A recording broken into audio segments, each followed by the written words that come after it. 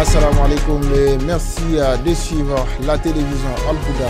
Au sommaire de ce journal, les ressortissants de la ville de Pau renouent enfin avec le dialogue et la fraternité après plusieurs mois de tension autour d'un litige foncier.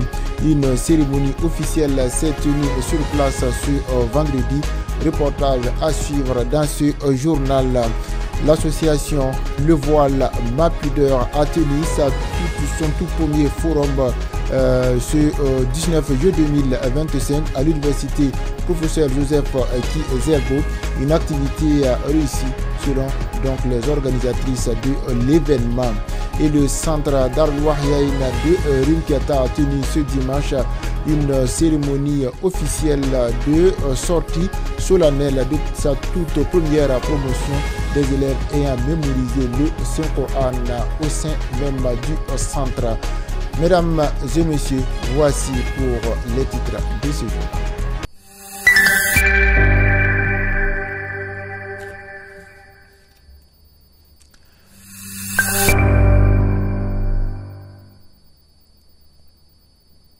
Après plusieurs mois de tension autour d'un litige foncier, les ressortissants de la ville de Pau renouent enfin avec le dialogue et la fraternité. Grâce aux efforts conjoints des autorités locales, des leaders coutumiers et religieux, un accord a été trouvé dans un esprit de réconciliation. Un pas vers l'unité retrouvée entre les fils et filles de la localité. C'est un nouveau chapitre d'unité, de réconciliation et de fraternité renoué à présent et pendant plusieurs mois. Un différend foncier avait divisé les ressortissants de la localité, alimentant ainsi tensions, suspicions et rupture de liens sociaux. Grâce à une médiation conduite par les autorités administratives et locales, le chef coutumier, les leaders religieux et les jeunes de la localité, un terrain d'entente a pu être trouvé. Moussa Agoula pour nous donner plus de détails.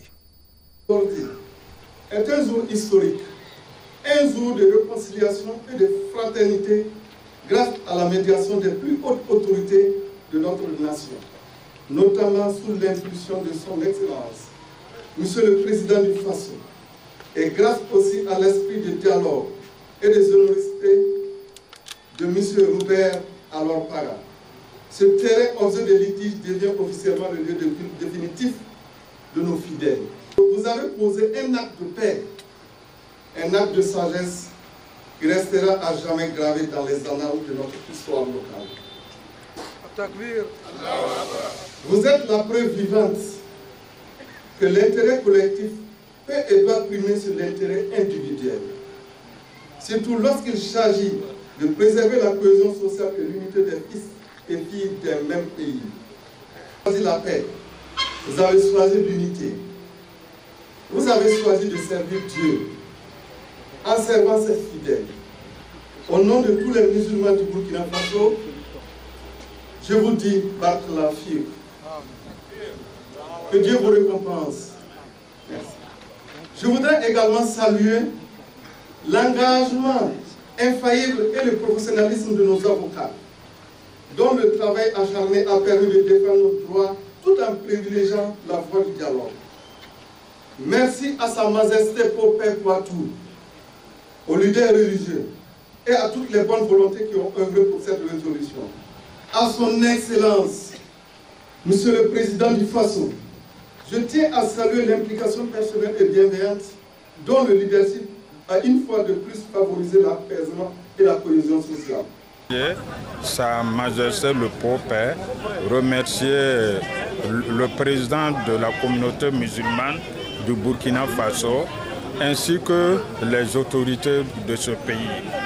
Parce que, comme on le dit, je suis un enfant du terroir, ce sont mes parents. En tant que fils, qui suis-je pour ne pas céder à leurs demandes? Donc je l'ai fait en toute fraternité pour que la cohésion puisse s'installer, pour que l'amour du prochain puisse s'installer. C'est ça qui m'a animé et c'est ça qui m'a amené à accepter. Sentiment de joie, c'est un grand jour aujourd'hui, je suis libéré. Donc je repars à Ouaga en paix Et je pense que c'est toutes les communautés qui ont gagné, musulmans comme chrétiens. C'est une victoire pour nous tous. Je suis pour la paix, voilà, sans connaître le bord de quelqu'un même. Tant que je peux aider, je le fais. Donc moi je pense que la religion n'a rien à voir dans ça. C'est la fraternité qui a gagné aujourd'hui. Le message que j'ai au fils de la localité, c'est de rester unis. Seul on avance, mais ensemble on avance mieux. Passer aujourd'hui, c'est d'abord un acte qui a été conduit par les autorités musulmanes et catholiques, ainsi que les autorités de ce pays. Sans leur intervention, je pense que cela n'allait pas arriver. Donc, vu les différentes interventions, c'est ça qui nous a amenés aujourd'hui. Voilà, donc ce que j'ai à demander aux différentes communautés, c'est de demeurer dans le dialogue. Là où il n'y a pas la communication, on se perd. Donc je pense que c'est le dialogue et la communication qui a triomphé.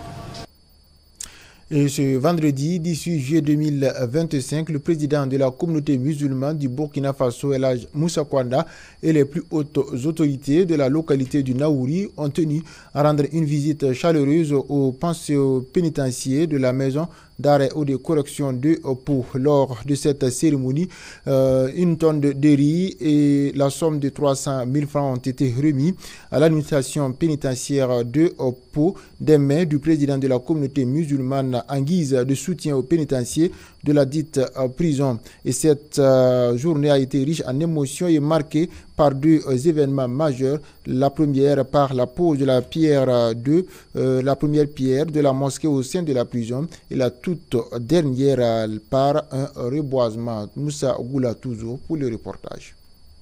La parole au nom du Bureau national de la communauté pour dire à notre roi merci au nom de la communauté musulmane et saluer le grand imam de Pau et tous les imams de Pau et saluer la communauté Tidjania, la communauté Mouvement Sunnite, Serfi AMB, Istiada de la région ici, au nom du président de la région du Manga qui est là. Nous disons merci à notre roi. La cérémonie de ce matin, c'est pour venir dire merci à notre roi, mais solliciter auprès de notre roi et nos imams et tous nos membres de la communauté islamique de la région de dire merci et témoigner leur reconnaissance à notre frère M. Robert. M. Robert qui a écouté les autorités de ce pays, les plus hautes autorités de ce pays, à travers le roi du Pau et à travers toutes les religions de Pau qui ont été devant les plus hautes autorités de ce pays pour poser l'aide d'alliance sur cette mosquée. Le porte-parole de ces jours était la communauté chrétienne. Et aujourd'hui, notre arrivée, c'est pour témoigner notre gratitude auprès de M. Robert et dire merci aux plus autres autorités de ce pays. Ça, c'est de nouveau. Que les plus autres autorités du pays s'impliquent pour les règlements amiables fonciers entre la population pour la cohésion sociale. Nous disons merci à nos autorités. Mais ce n'est pas étonnant. Beaucoup de bonnes choses en train de se réaliser dans ces pays. de nouveaux bonnes choses. Donc cela ne nous étonne pas. De Pau, nous nous rendons dans la ville de Gawa, où chef-lieu de la région du Sud-Ouest, qui a accueilli la 5e réunion statutaire du mouvement sunnite du Burkina Faso. Pendant 72 heures, les membres du bureau national, du conseil des Oulamas et des sages, ainsi que les premiers responsables des bureaux régionaux du Burkina Faso se sont donc réunis pour discuter autour du thème « Le discours religieux face à l'insécurité et aux réseaux sociaux ». L'amphithéâtre P-Sud de l'université Joseph Kizerbo a accueilli ce samedi le tout premier forum de l'association Le Voile Ma Pudeur, un événement placé sous le signe de la sensibilisation à la portée spirituelle, culturelle et identitaire du port du voile chez les femmes et les jeunes filles. Ce forum, organisé par des membres engagés de l'association, visait à renforcer la compréhension et l'acceptation du voile dans un contexte académique et social parfois marqué par des incompréhensions ou des stéréotypes. Suivant ce reportage de Mohamedi Sawadou. Le vol Mapide, c'est la première édition de l'association Le Vol Mapide organisée au Burkina Faso. L'objectif pour elle, sensibiliser aux femmes et aux filles à la pratique quotidienne du vol. Ce forum a sensibilisé des centaines de femmes.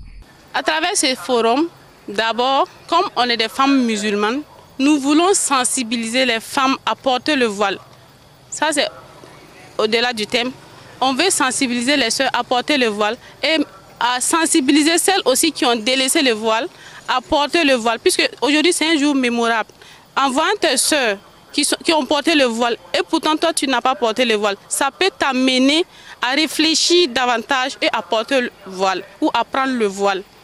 Ça c'est primo. En deuxième position, musulmane, quelle contribution dans la consolidation de la paix au Burkina Faso.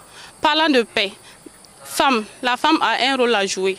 On a choisi ce thème pour amener nos sœurs à propulser, en tenant compte de l'insécurité du pays, à propulser la paix partout où elles seront. Puisque le forum réunit plusieurs sœurs venues de divers horizons. Ce n'est pas uniquement les sœurs de Ouagadougou, plutôt plusieurs sœurs du Burkina. Voilà, elles ont quitté un peu partout pour se réunir ici. Donc, puisque comme la majorité des sœurs sont en vacances, donc on voulait faire un sold out, pour que la salle soit remplie et puis transmettre le message qu'on a. C'est pour cela qu'on a choisi ce jour. Alhamdulillah, on a fait le sold out. Journée du Forum des femmes musulmanes Ridouane Burkina Acte 1, nous avons prévu une conférence animée par Imam Ismaël Tchendrebeogo, un panel animé par des dévancières, 3 panélistes avec une modératrice, entrecoupés par des lectures coraniques, un instant méditation, des instants partenaires, une visite des stands, parce que nous avons donné l'opportunité à nos sœurs qui se sont lancées dans l'entrepreneuriat de venir exposer leurs produits et permettre à tous les participants venus d'ici et d'ailleurs de pouvoir aussi visiter et découvrir les produits qu'ils ont par devers elles. C'est une autre façon aussi pour nous de lancer la femme musulmane pour prouver que au-delà de tout ce qui est, au-delà de son voile, au-delà de tout, elle aussi, elle peut entreprendre. Et la paix commence par l'autonomie financière. Kyrie le 18 août 2018 en Côte d'Ivoire, 93 pays du monde célèbrent le vol Mapide. La première édition de ce forum s'est déroulée sous le thème général « La femme musulmane ». Quelle contribution dans la consolidation de la paix au Burkina Faso? La deuxième édition est prévue en 2018 par la grâce de Dieu. Ce dimanche 20 juillet 2025, le quartier Rimketa a vibré au rythme de la sortie solennelle de la toute première promotion de l'école franco-arabe Darul Wahyain. C'est dans une ambiance empreinte de foi et de fierté. Parents, enseignants et invités se sont rassemblés pour célébrer l'aboutissement du parcours de ces jeunes élèves, désormais porteurs du noble message du Saint-Coran. Les autorités religieuses, coutumières et administratives locales ont salué l'initiative et encouragé la continuité de l'œuvre éducative islamique islamique au service de la jeunesse et de la société. Moussa Aboula y était pour nous.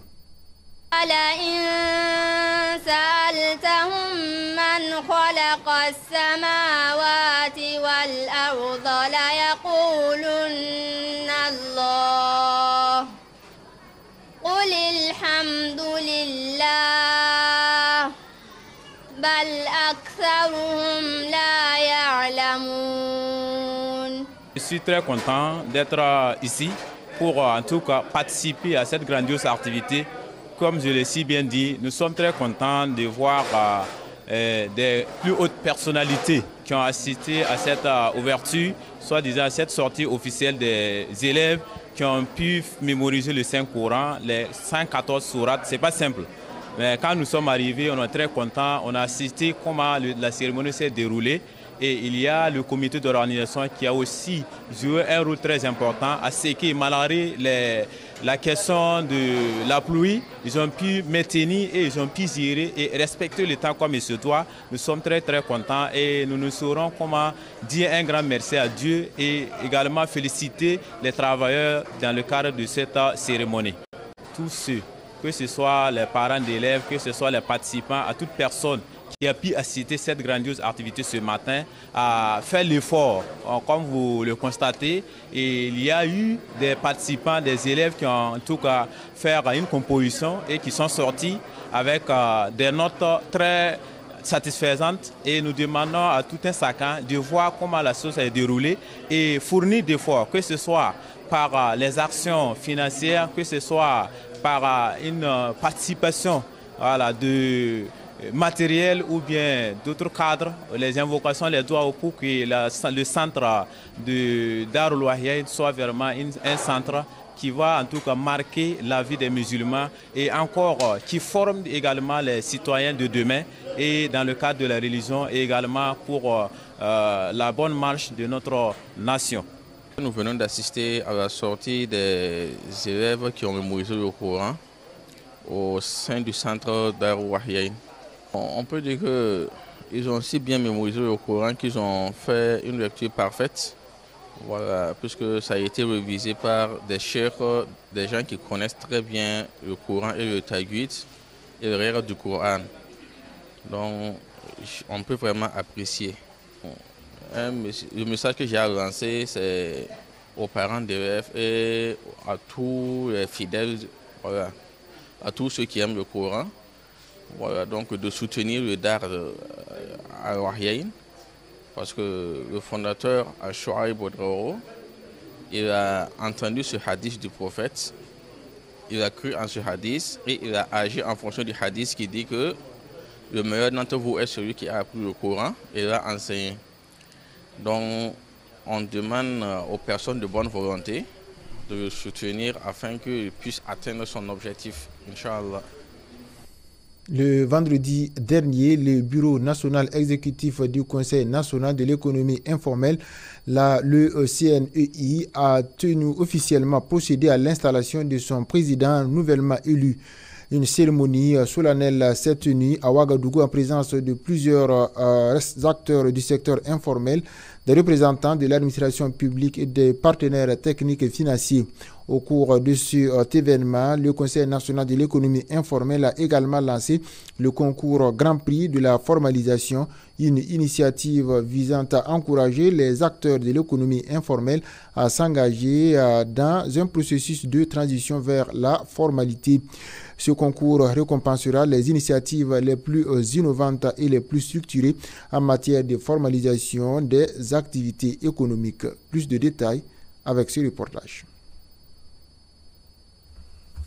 C'est l'installation du Bureau national exécutif du Conseil national de l'économie informelle de Burkina Faso et le lancement du concours Grand Prix de la formalisation, une formalisation qui consiste pleinement à dynamiser et à encourager les acteurs du secteur informel.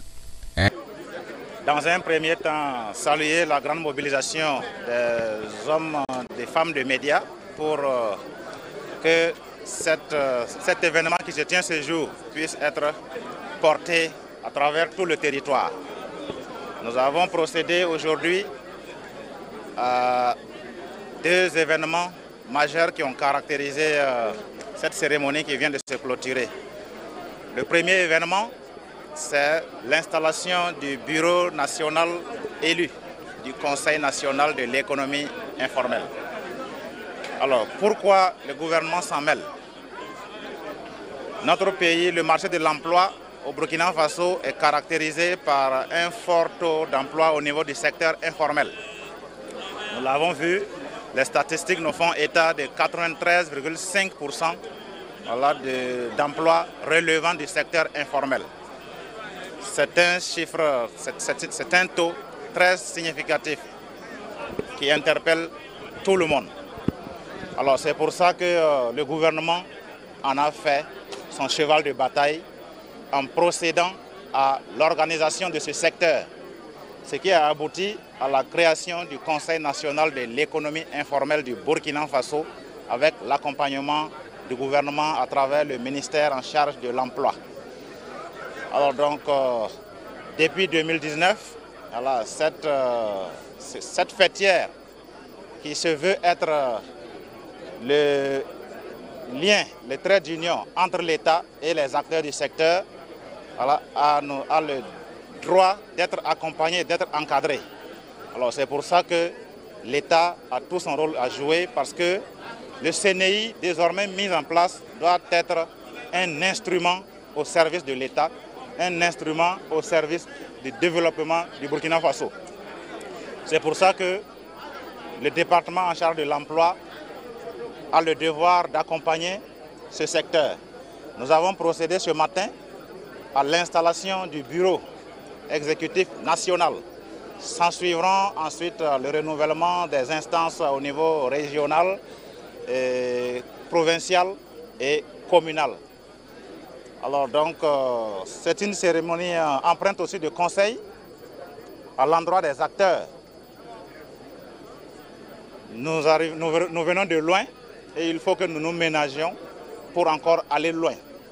Et ensemble, seul, il est difficile de soulever peut-être même un caillou, mais ensemble, on peut déplacer des montagnes. Et c'est ce que le bureau exécutif installé ce matin doit avoir comme leitmotiv. Un bureau qui fédère, un bureau qui ne met personne de côté. C'est pour ça que ça s'appelle fêtière. Il faut que ce soit une fêtière vivante qui s'inspire surtout des expériences réussies. Nous en avons été édifiés ce matin à travers des personnalités qui ont commencé comme eux et qui ont parcouru un chemin très brillant et très exemplaire. Donc, nous avons engagé le bureau installé. Le président du Conseil national de l'économie informelle invite les acteurs du secteur informel à l'action pour répondre à la vision des autorités actuelles du Burkina Faso. Un reportage de Mahmadi Sawadgo et c'est la fin de ce journal. Merci à vous de l'avoir suivi. Passez une excellente soirée en compagnie des programmes de la chaîne de la guidance. Assalamu alaikum wa rahmatullahi wa barakatuh.